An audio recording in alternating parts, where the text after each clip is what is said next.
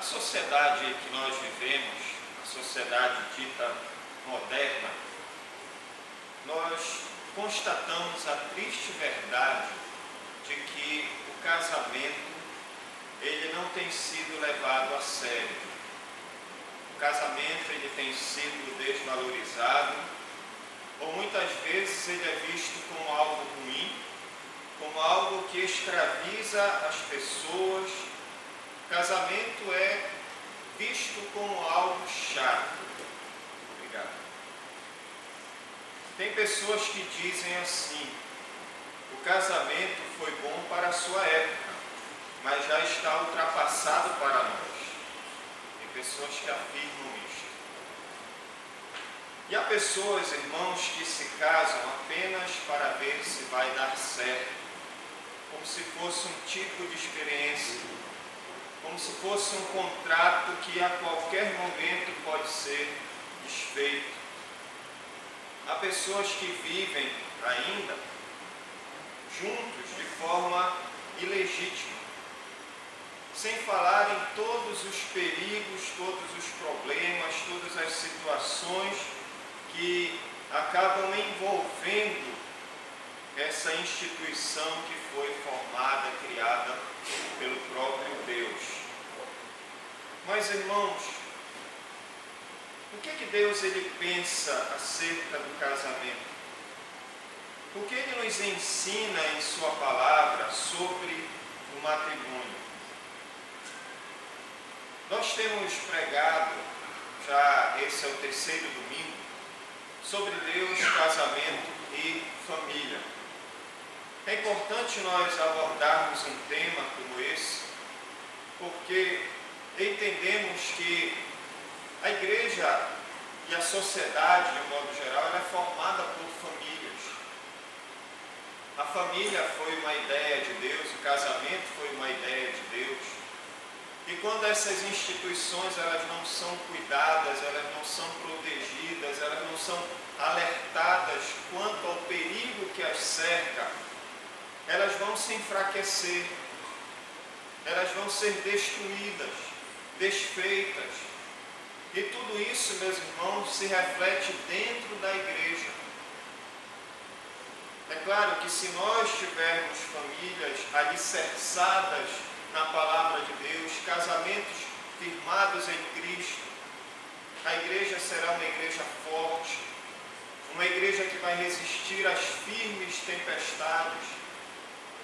E isso também vai se refletir na nossa sociedade, uma sociedade, como eu acabei de colocar para os irmãos, que não vê com bons olhos o casamento. Muitas vezes a família também não é vista assim. Então é importante nós abordarmos esse tema: Deus, casamento e família. E como é que Deus ele pensa acerca do casamento? Deus nos ensina, meus irmãos, que o casamento é uma instituição que Ele mesmo inventou. Que o casamento foi criado no céu, que o casamento está no coração de Deus, que o casamento é algo bom que Ele criou para o bem da própria humanidade. E essa aliança, ela deve ser honrada, ela deve ser valorizada, preservada, cuidada. O autor de Hebreus nos diz que digno de honra entre todas as coisas seja o casamento, porque ele reflete tudo isso que estava no coração de Deus, o seu planejamento, a sua execução, preservação, cuidado. Tudo isso, meus irmãos, não só como um fim para trazer alegria, satisfação, contentamento ou felicidade para o homem, mas para o louvor da glória de Deus. Ele nos cria a sua imagem e semelhança, Ele nos cria para sermos seus representantes na terra. Ele nos cria para que as pessoas possam perceber o próprio Deus em meio a toda a sua criação.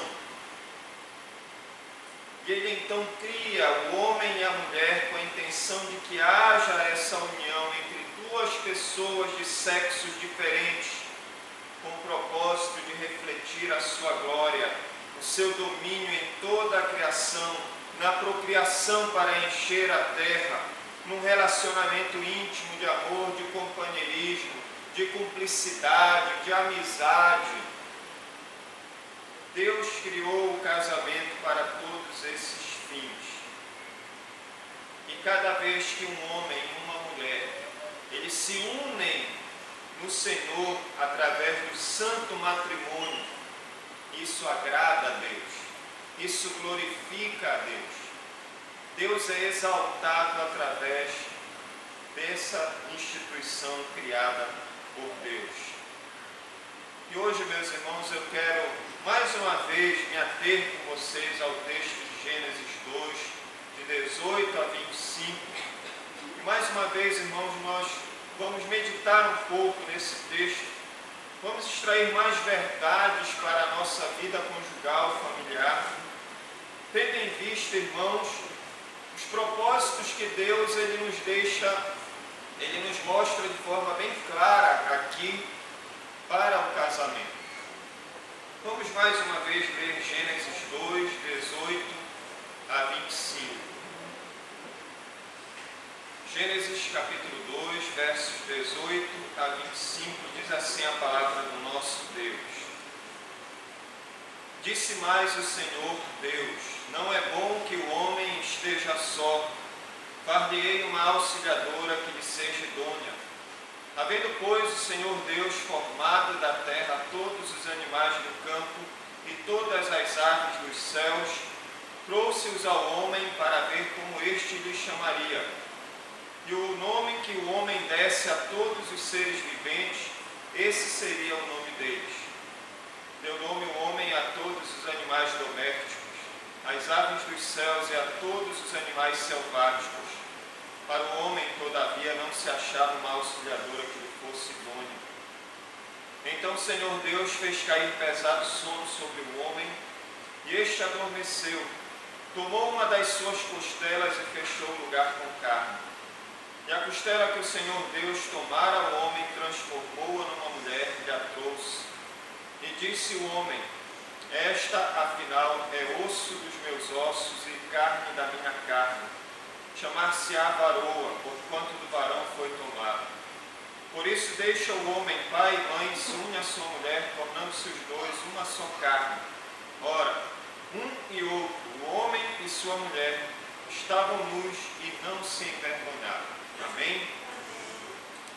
Em primeiro lugar, irmãos, eu quero destacar aqui nesse texto o fato que nós já até abordamos nas mensagens passadas, mas que é importante nós voltarmos a abordar esse fato, para então chegarmos a alguns propósitos do casamento. Eu já visto que esse é o nosso objetivo nesta noite, ver alguns propósitos para o casamento. Então aqui nós percebemos, em primeiro lugar, meus irmãos, Deus agindo no sentido de prover algo para o casamento. Nós aprendemos, olhando para o capítulo 1 de Gênesis, que Deus ele fez tudo quanto existe. Deus fez os céus, a terra e tudo quanto neles há. O salmista diz que Deus ele é o dono de todas as coisas. Ao Senhor pertence a terra e tudo que nela contém. Então Deus cria tudo de forma perfeita, completa, adequada. Nada do que Deus criou era imperfeito. Tudo que Deus criou reflete a sua santidade, a sua perfeição. Tudo irradia a glória do nosso Deus.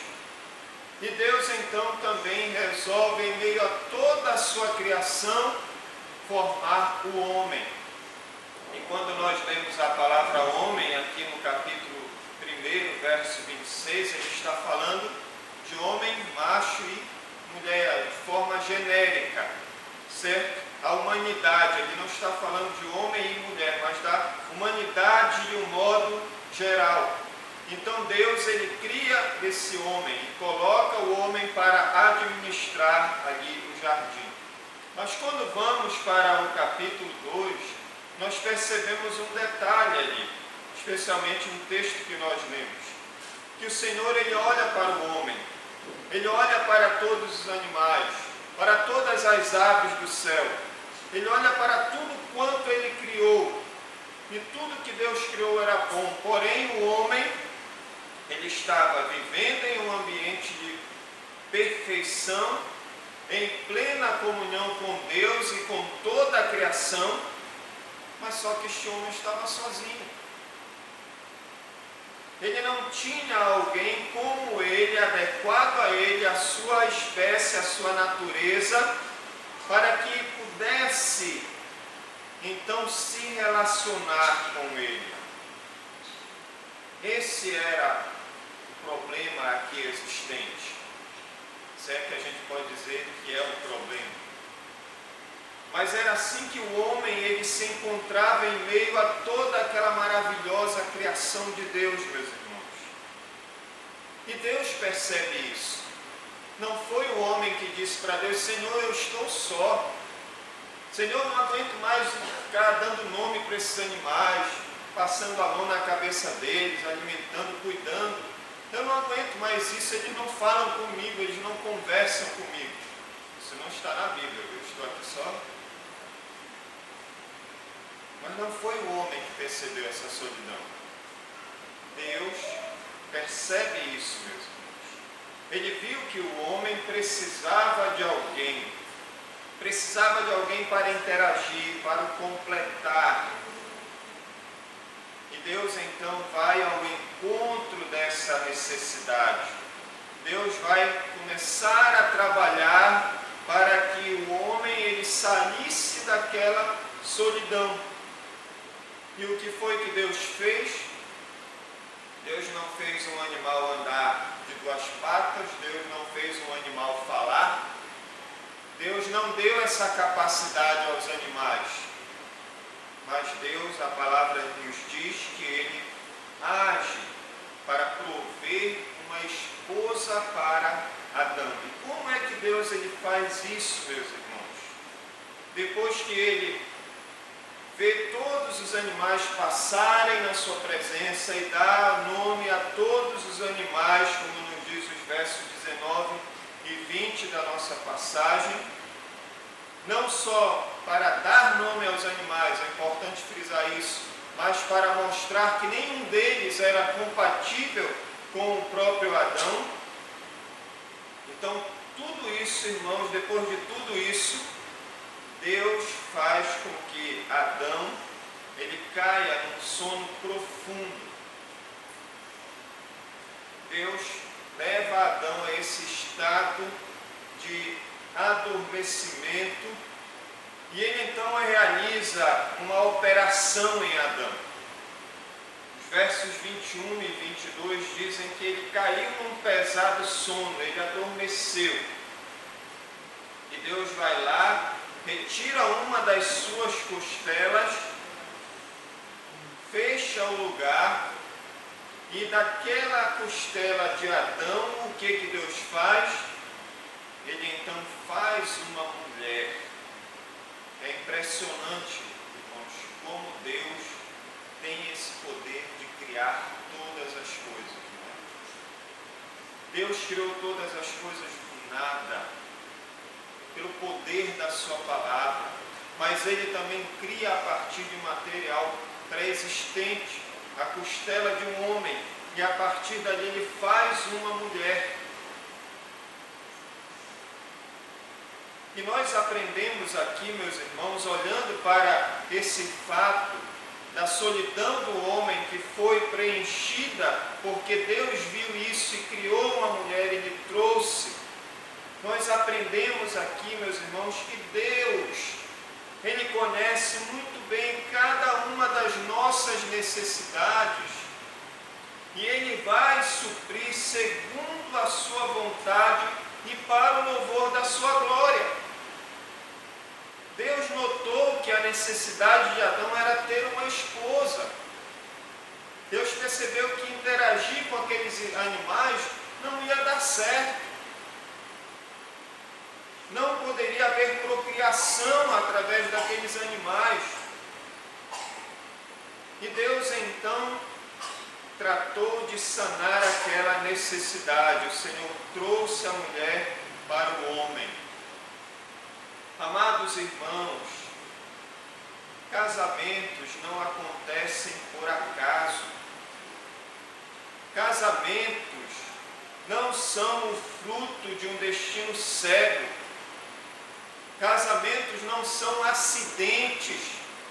Casamentos, meus irmãos, é algo planejado e providenciado por Deus. A pessoa com quem você casou e a pessoa com quem um dia você haverá de casar tem a ver, sim, com a providência de Deus para as nossas vidas. Tem a ver com o trabalho de Deus em nos preparar para o casamento e nos dar a bênção do casamento. Quando nós olhamos para o casamento nesse sentido, entendam que nós não devemos ficar insatisfeitos no nosso casamento com o nosso cônjuge, porque ele é a pessoa certa que Deus nos deu. Ele ou ela é a pessoa que Deus providenciou para nós. Insatisfação, meus irmãos, é pecado. E nós devemos extirpar esse pecado do nosso relacionamento conjugal. E entender que aquela pessoa é sim a pessoa certa. Embora nós saibamos muito bem, quando vamos para o capítulo 13, vemos as consequências devastadoras do pecado dentro do casamento, ainda assim, meus irmãos, é a pessoa certa, a pessoa que Deus colocou para nós, para estar conosco pelo resto da nossa vida. É a pessoa que Deus quer que esteja sendo a nossa companheira ou o nosso companheiro, o nosso cúmplice, a nossa cúmplice, a nossa melhor amiga, amigo. Ainda assim é, com todos os seus defeitos, com todos os seus pecados, com todas as suas limitações, com todos os seus problemas, é a pessoa certa, porque Deus não erra em nos dar aquilo que nós necessitamos. Ao invés de insatisfação, louve a Deus pela pessoa que o Senhor te deu. Agradeça a Deus por ela e ajude aquela pessoa a ser semelhante a Cristo. Esse é o papel que nós, maridos, temos dentro do casamento. Conduzir as nossas esposas a Cristo, sermos exemplo, sermos modelo, sermos pessoas que mostrem para ela e para os nossos filhos. Esse é o caminho. Nunca estarmos insatisfeitos. É claro que existem as brigas, os problemas, as decepções, mas nada disso, irmãos, deve ser a tal ponto que frustre aquilo que Deus nos deu, o nosso companheiro, o nosso cônjuge, o nosso amigo, a nossa amiga. Aqueles que são casados aqui não se conheceram por acaso, não é? Há toda uma história por detrás aí do casamento de vocês, não é verdade? E toda essa história, meus irmãos, que nos levou à união, é Deus cruzando os nossos caminhos para que possamos ter um só caminho. E esse caminho é viver um para o outro como marido e mulher, porque o que nos uniu foi a mão de Deus. Foi Deus conduzindo todos os acontecimentos para que hoje você estivesse casado, para que hoje a sua família estivesse constituída. O problema, sabe qual é, meus irmãos? É o nosso coração. É o nosso coração que muitas vezes age no casamento e faz com que o casamento seja um fracasso. Porque o que Deus criou, nós estamos vendo, é bom, é perfeito. Não tem nenhum defeito, não tem nenhuma falha. O problema está no nosso coração. É o nosso coração que precisa de restauração. O nosso coração que muitas vezes precisa de arrependimento. de abandono de certos pecados que estão entrando no casamento e estão prejudicando o casamento.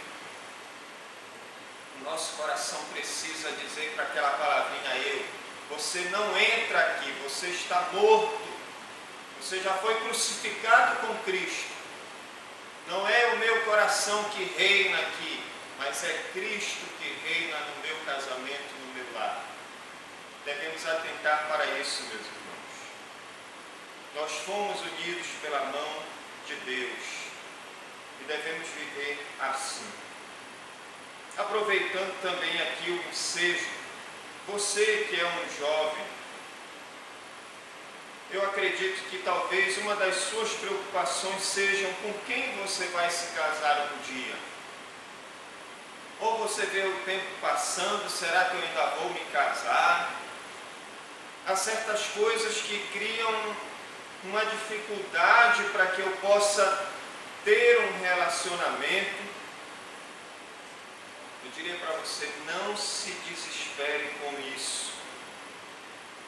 Siga o caminho que você está seguindo, que é Cristo. Continue servindo a Cristo, adorando a Cristo, exaltando Cristo com a sua vida. Continue se comprometendo na obra do Senhor. Não fuja desses caminhos, não se entregue à imoralidade do mundo, não se una com pessoas ímpias. Deus, Ele não se esqueceu de você. Deus conhece as suas necessidades. Descanse na providência divina. Eu vou trazer uma mensagem aqui que nós vamos falar só sobre os solteiros. Nós vamos falar melhor dessa questão, mas por hora, descanse na providência divina. O Senhor, no momento certo, Ele vai providenciar a pessoa certa para cada um de nós, meus irmãos. E saiba também de uma coisa, que Deus está mais preocupado com quem você vai se casar um dia do que com você mesmo. Portanto, seja fiel, busque a Deus, entregue tudo na direção de Deus e Ele satisfará os desejos do teu coração, te abençoando com um esposo ou com uma esposa prudente e fiel.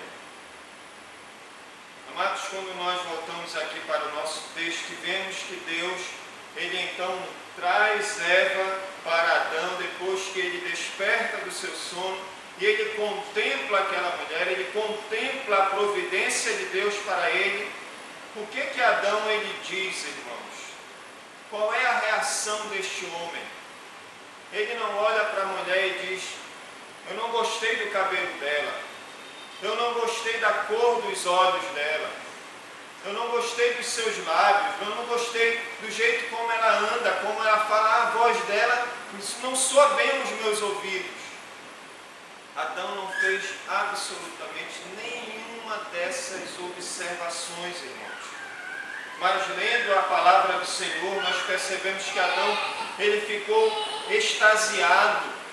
Ele foi tomado de grande alegria, e a alegria de Adão foi tão grande, irmãos, que ele louva ao Senhor. Ele diz no verso 23, esta afinal é osso dos meus ossos e carne da minha carne, chamar-se-á varoa, porquanto do varão foi tomada.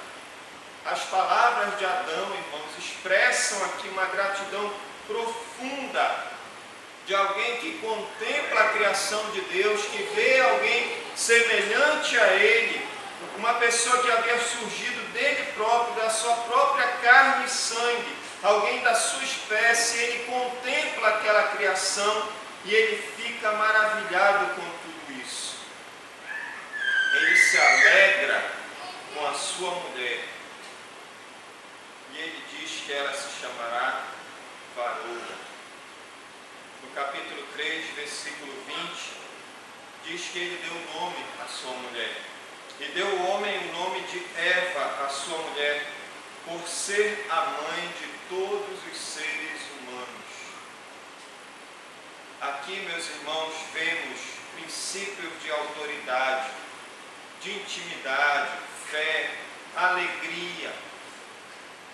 Aqui vemos como toda a atmosfera que cerca um casamento é algo bom, é algo perfeito, é algo maravilhoso, é algo que Deus proporciona para um homem, para uma mulher, para que através de tudo isso, esse homem e essa mulher glorifiquem a esse Deus.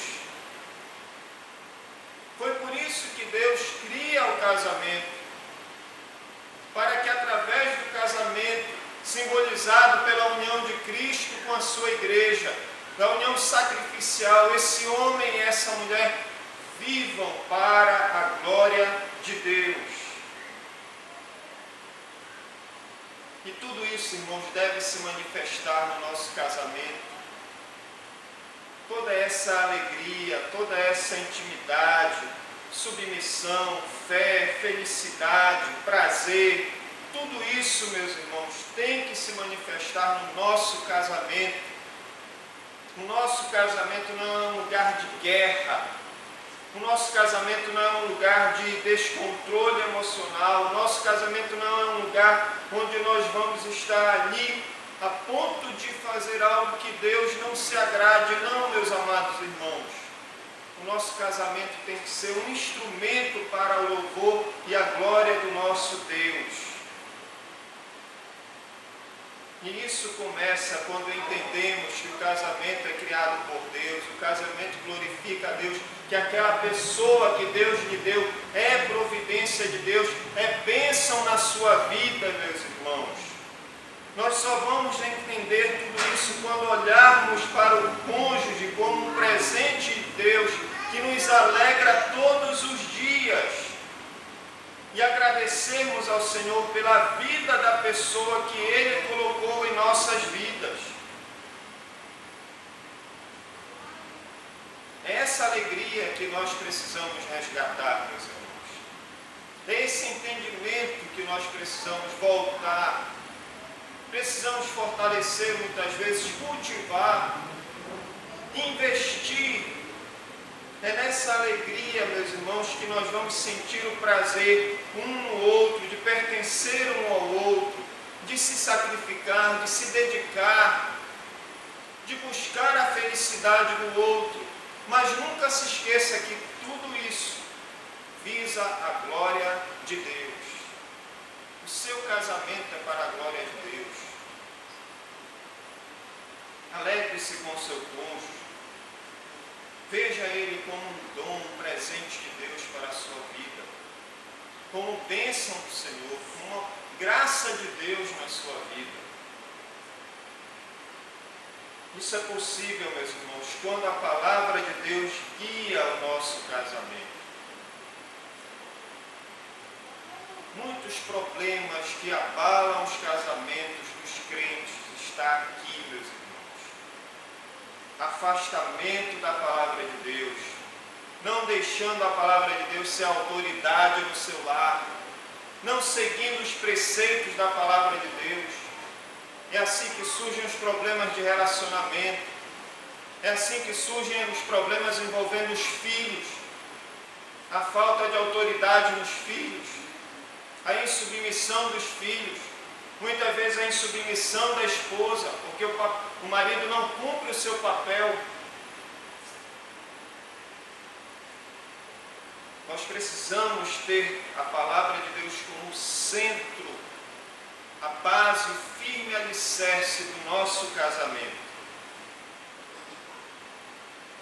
Meus irmãos, Deus não apenas Ele institui o casamento, mas Ele é muito bondoso, Ele é muito generoso em nos mostrar, amados, um caminho para que nós possamos ter alegria, satisfação, felicidade, harmonia no casamento, visando a glória dele. Mas eu quero também destacar com os irmãos aqui que aquela providência de Deus, ela está envolvida também em um plano para a união do casal. Isso é muito claro quando olhamos para o verso 24. Por isso deixa o homem pai e mãe que se une à sua mulher, tornando-se os dois uma só carne. Atentem, meus irmãos, aqui nesse versículo, para essa frase, deixar pai e mãe.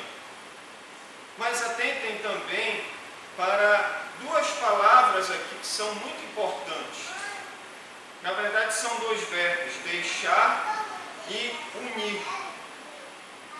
O que é que vem à nossa mente quando nós lemos esse versículo? Por isso, deixa o homem pai e mãe. O que é que significa esse deixar aqui? Essa palavra literalmente quer dizer abandonar. Igualmente como Jesus disse em Lucas 14, 26 e Mateus 10, 37, em que as pessoas que querem se dedicar ao reino de Deus, elas deixam pai e deixam mãe, porque elas amam o reino de Deus. Então, a mesma ideia é essa aqui no versículo. Elas deixam pai e mãe e agora elas estão se unindo em casamento.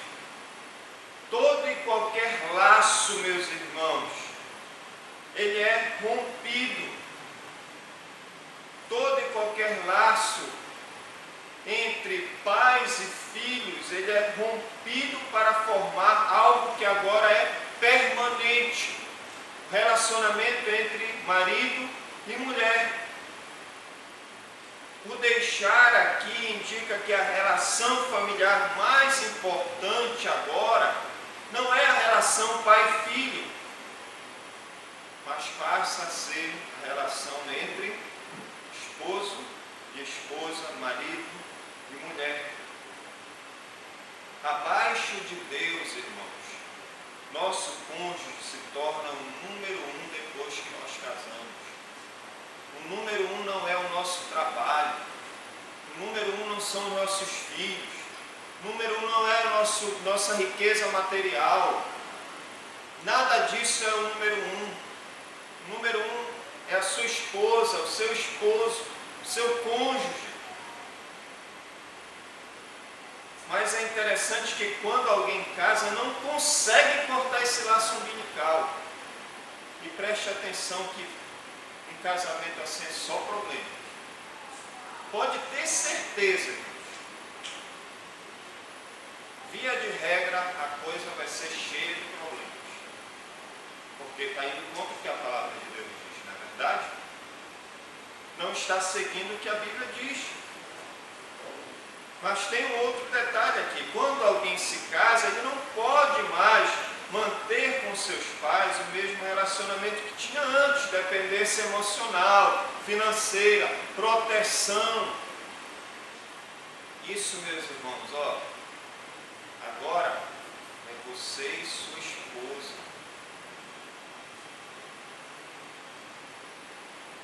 Agora é claro que eu não estou aqui exagerando, também dizendo, acabou, você não vai mais visitar seus pais, você não quer mais saber deles, você não tem mais nenhum relacionamento. Não é isso, meus irmãos. Eu não estou sendo aqui extremista. O que eu quero dizer, meus irmãos, é que nunca você vai deixar de honrar e respeitar os seus pais. Isso é um mandamento, isso é bíblico, isso vai continuar até o último dia da vida deles. Isso também quer dizer, irmãos, quando nós casamos, que nós vamos cuidar deles na medida do possível. Nós vamos receber os seus conselhos quando necessário. Mas os pais, eles não podem interferir no nosso casamento. Não podem. Um homem e uma mulher que se unem em casamento, eles formam uma nova família.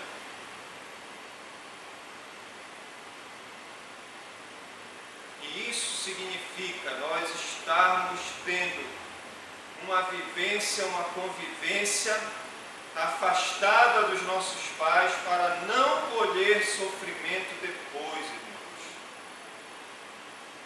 Muitos casamentos têm problemas e se acabam porque tanto os pais quanto os filhos não entendem e nem praticam esse deixar. Ficam interferindo na vida um do outro. E o resultado vai ser um resultado trágico.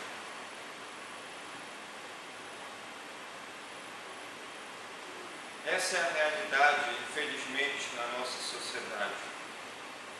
A relação pai-filho, ela é tão próxima, ela é tão significativa que se torna algo até mais importante do que o convívio com o marido, com a mulher.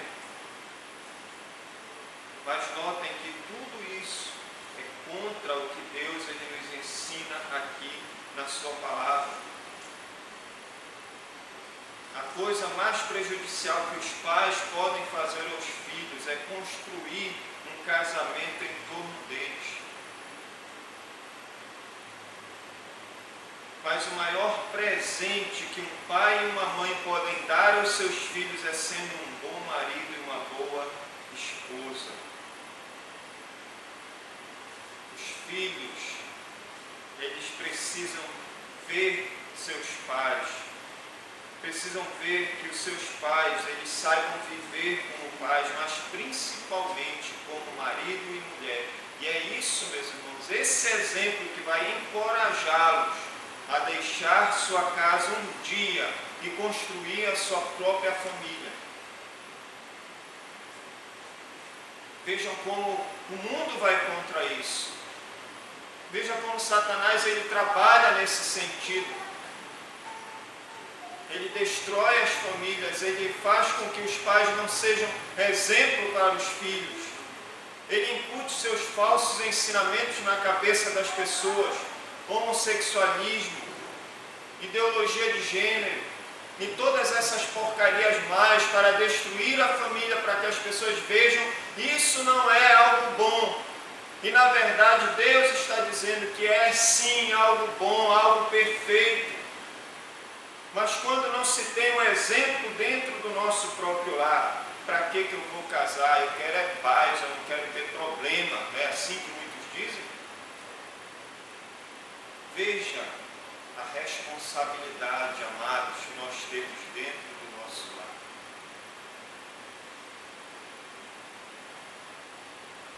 Filhos, entendam que casou, está casado.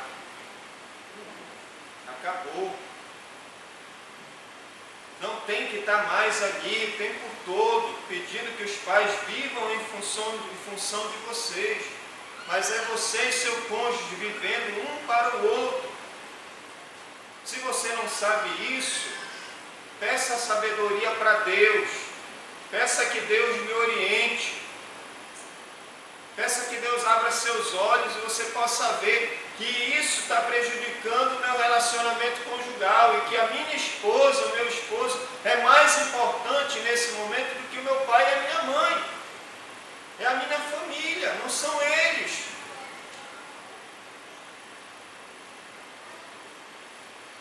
Compreendam que o deixar faz parte do plano de Deus. Por isso, deixem seus filhos construírem em paz suas famílias. Não interfiram, meus irmãos. Você está desobedecendo o que Deus nos ensina aqui. A outra palavra, o verbo que nós notamos aqui nesse versículo 24, é o verbo unir. Por isso, deixa o homem, pai e mãe, e se une a sua mulher, tornando-se os dois uma só carne. Então, quando eles deixam os lares, eles então se unem, formando uma só carne. O que essa união significa, meus irmãos?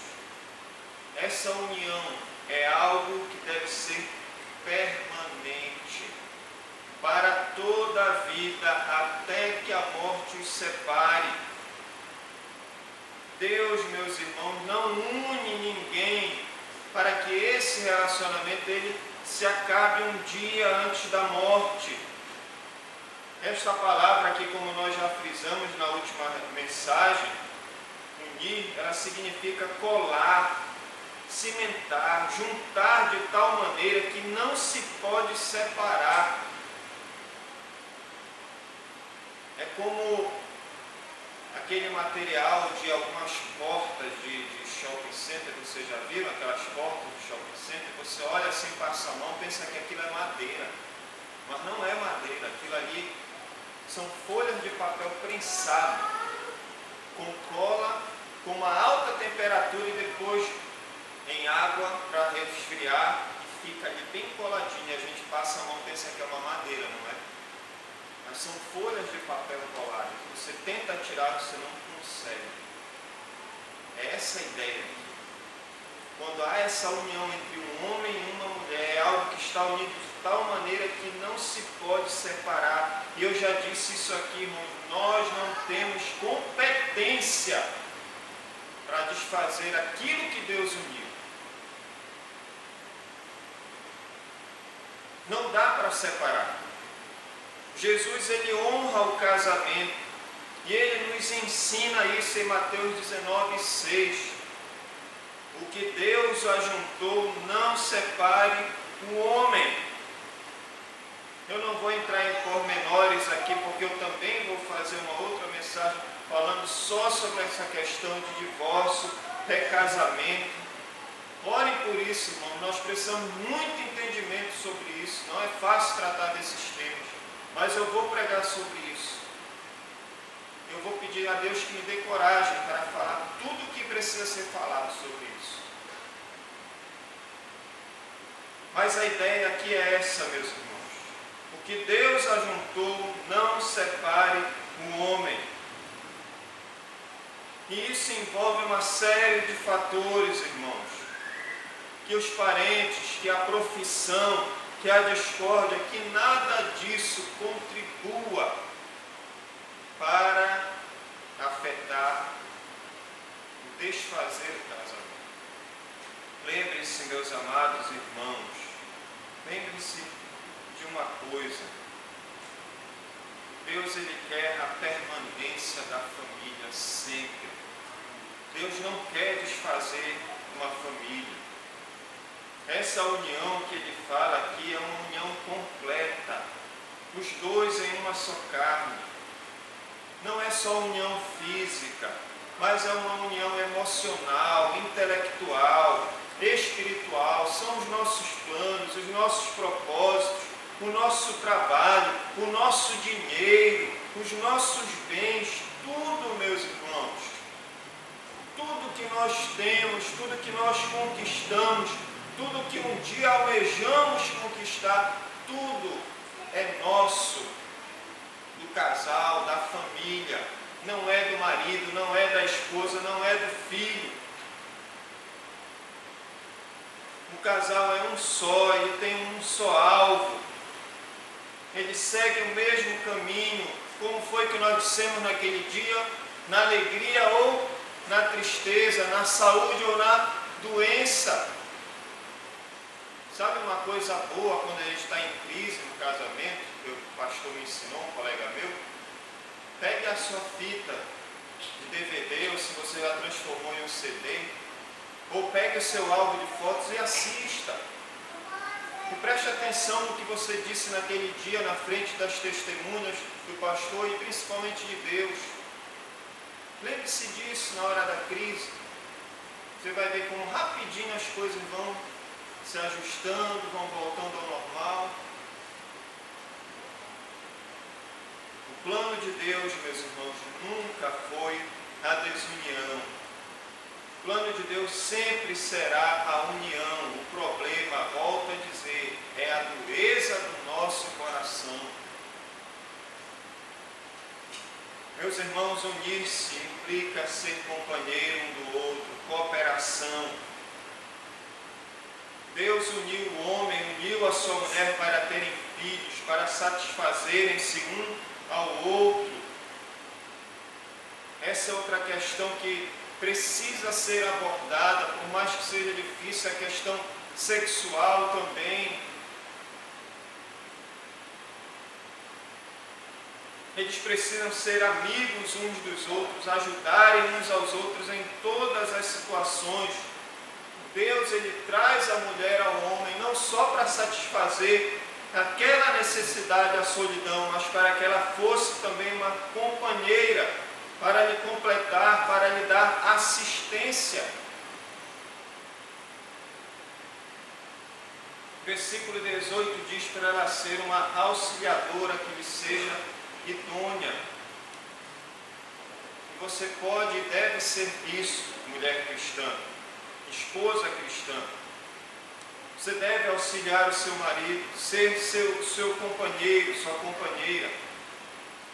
Esse é um dos propósitos dentro do casamento. Todos nós, irmãos, temos necessidade de intimidade. E é no casamento que vai haver a satisfação a essa necessidade.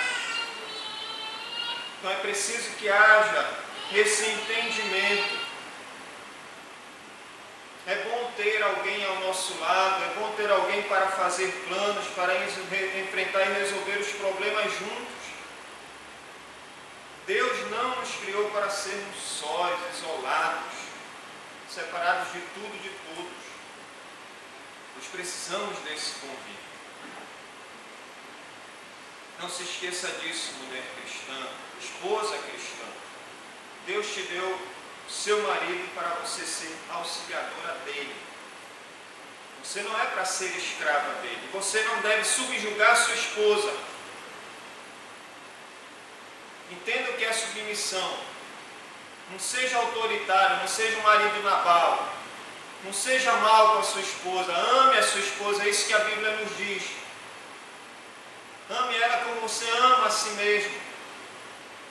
Isso, meus irmãos, é o perfil da verdadeira masculinidade bíblica. É amar sua esposa, cuidar dela, protegê-la, prover tudo para ela. E não querer nada em troca. Isso é ser homem, como a palavra de Deus nos ensina. E é isso que Deus quer de nós, homens cristãos.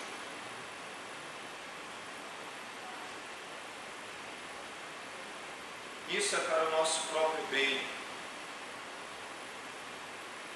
Tudo que Deus nos mostra na sua palavra é para o nosso próprio bem. É para o bem do casamento, para a glória de Deus.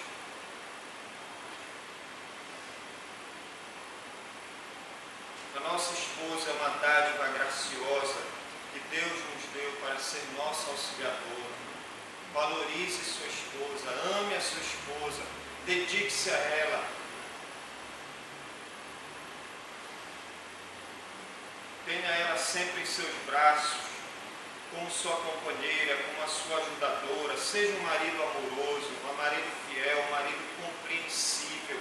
Passe segurança para sua esposa. Não pensem só em dar tudo que ela precisa, que isso não é sinônimo de felicidade. Muitas vezes ela precisa de um eu te amo, de um abraço, de um conforto, de um carinho. E por outro lado, você, mulher cristã, seja uma mulher cristã, seja uma esposa cristã, seja submissa ao seu marido. E a submissão, conforme a Bíblia nos ensina, é você estar auxiliando o seu marido na sua missão. Não perca isso de vista. Vá naqueles lugares onde muitas vezes ele não pode ir, porque ele está cuidando de outra área, a liderança no seu lar. E não usurpe a liderança dele. A Bíblia é muito clara aqui em dizer que uma das consequências do pecado é a mulher querer exercer o papel de liderança sobre o homem. Não faça isso, mas por outro lado você pode, com sabedoria, meu amor, que tal se a coisa fosse assim? Meu bem, será que nós não podemos fazer dessa forma? Amor, você percebeu isso? E ele vai, se ele for um homem tenha discernimento, como Pedro diz em 1 Pedro 3, versículo 7, ele vai ouvir a sua esposa, ele vai analisar aquilo, e ele vai tomar a decisão final, porque a liderança é do homem. Cultive essa harmonia dentro do lar, essa boa convivência, esse companheirismo, essa cumplicidade, essa amizade, meus irmãos. Tudo isso faz parte dos propósitos de um casamento. Viva tudo isso. Meus irmãos, nós estamos aqui diante de uma instituição criada por Deus. Uma instituição que Deus criou para o louvor da sua glória, e essa instituição ela tem propósitos muito bem definidos, muito claros, que muitas vezes nós não alcançamos por causa do nosso coração pecaminoso. Mas Deus ele nos mostra o caminho que nós devemos seguir. E nós, como crentes, não temos escolha, irmãos. Nós temos que aceitar o plano de Deus para o casamento. Nós temos que aceitar tudo isso que Deus ele coloca para nós na sua palavra. Eu vou dizer para os irmãos, não é fácil. Não é fácil. Mas pela graça de Deus, com a oração, com a palavra, nós conseguimos. Porque Deus ele diz aqui, não é para desfazer aquilo que eu fiz. E se nós utilizarmos o remédio certo nos problemas que envolvem o casamento, nós vamos sucumbir tudo isso, vamos superar tudo isso, vamos vencer e vamos continuar caminhando. Porque Deus ele quer a união, a estabilidade, a permanência do casamento, a santidade do casamento. Comece fazendo de Cristo o centro da sua casa. Não se esqueça da bússola para o casamento, que é a palavra de Deus, o nosso GPS. Se Cristo está no barco com vocês, podem descansar. A embarcação ela vai chegar tranquila lá no porto. Diria também para vocês, não tenham medo do dia do amanhã. Não tenham medo disso. Confiem no Senhor. Façam aquilo que Deus pede para ser feito conforme a sua palavra. A palavra de Deus ela tem poder, ela é suficiente, ela tem todas as respostas para todos os dilemas e demandas da nossa vida, e isso inclui o casamento. Então confia na palavra de Deus, aplica a palavra ao casamento. Não tem mais aflições. Fazendo isso, meus amados irmãos, Deus vai nos dar força para viver um para o outro e ambos viverem para Deus. Eu creio que com Cristo em suas vidas e também nos seus casamentos, nas suas famílias, vocês serão sempre felizes. Passaremos por lutas sim, mas venceremos, porque Cristo é o Senhor do nosso casamento. Que Deus nos abençoe. Amém?